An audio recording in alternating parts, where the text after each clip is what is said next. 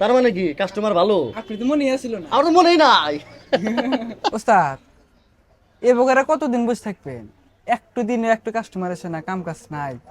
সকাল থেকে বসে হয়েছি, এই 3-4 দিন হইলো এই একই অবস্থা, কাস্টমারই নাই।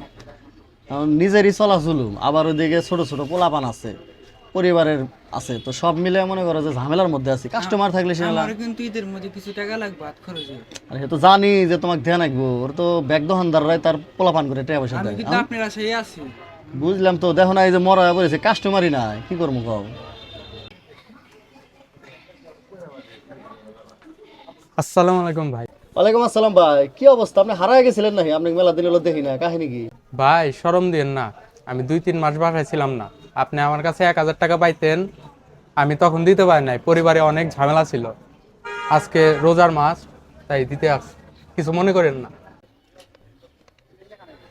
ভাই আপনি কি কমু, আমি কিছুই মনে করার নাই, বুঝছেন? এই 1000 টাকা আমার কাছে 1,00,000 টাকার সমান।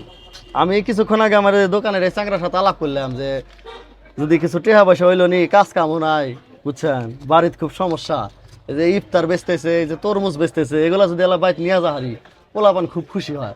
মামুনের হাতে কেবল এই কথাগুলো আলাপ করলাম, বুঝছেন ভাই? খুব ধন্যবাদ আপনি, বুঝছেন?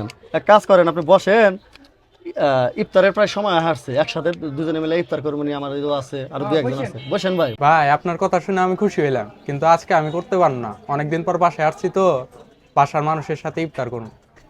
মামুন আঙ্গের মোবাইলের কাছেই ভাই, তুমি যখন আমার মতো মেকার ভালো টেকনিশিয়ান হইবা তখন বুঝবা।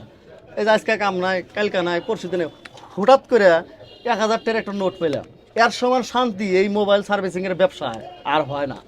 আর সব কাস্টমার তো সমান না, বেশিরভাগ কাস্টমারই পাইছি ভালো, দেখছো? 3 মাস বা 2 মাস আগে ধরো মোবাইল সারি না গেছে, হে লোক আজকে সেটি হাতে যেতেছে। তার মানে কি কাস্টমার ভালো? আপনি তো মনে আসছিল না। আমার তো মনেই নাই। তাহলে আজ কি করেন? ইফতার নিয়ে এসে নাও যা, ইফতার নিম, বেশি করে ইফতার নিম। হ্যাঁ, আজকে